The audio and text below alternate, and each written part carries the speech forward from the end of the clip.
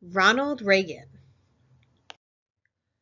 So starting in about 1980, we're really going to see a political change in America. We're going to see Ronald Reagan and his running mate George H.W. Bush basically riding all of the discontent with Jimmy Carter to victory come this presidential election. Reagan, in many ways, is the opposite of Jimmy Carter. He manages to take credit for successes, but avoid any blame for any problems that happened during his presidency. Now, we're also going to see a major part of Ronald Reagan's administration is the Reaganomics, or this economic revolution that occurs during this time period.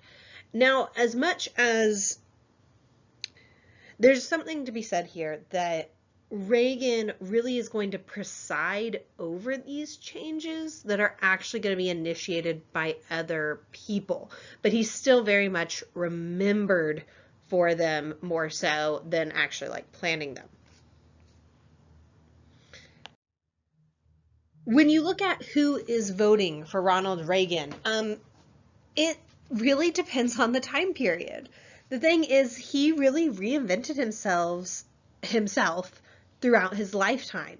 During the 30s, for instance, he had been an actor, and so he was really left-leaning in a lot of his politics.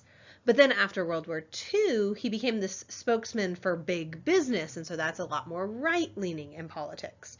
Eventually, he ran for governor of California in 1966, and we're going to see that he really has this common touch with the public.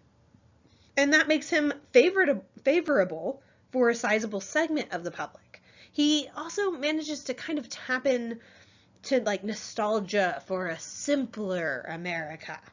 The thing is, when he was elected, he was 69 years old, which is pretty old. And yet he was really up to date on like pop culture and everything.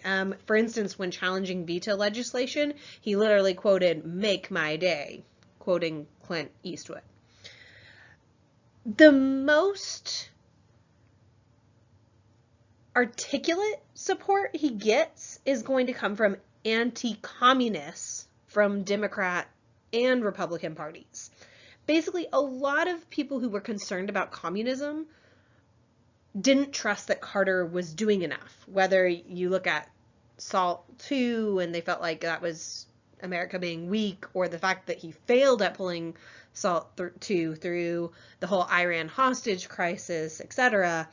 Basically, people who were concerned about communism didn't trust Carter.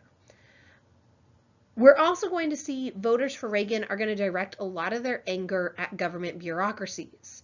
A lot of these voters felt like Nixon-era federal offices like the EPA and the Occupational Safety and Health Administration were actually choking businesses in red tape.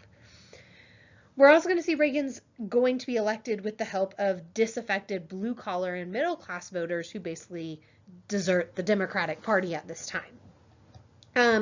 Democrats had basically alienated these groups with things like affirmative action and busing for school integration. So there is an element of racism involved in that.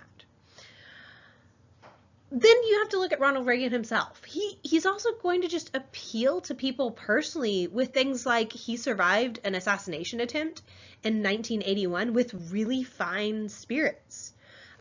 2/3 of people in their 20s and 30s during the 80s feel like the Republican Party is like the party of energy, the party of new ideas, and so it brings a lot of them in, whereas the Democratic Party is seen as the party of like the elderly and the middle-aged people.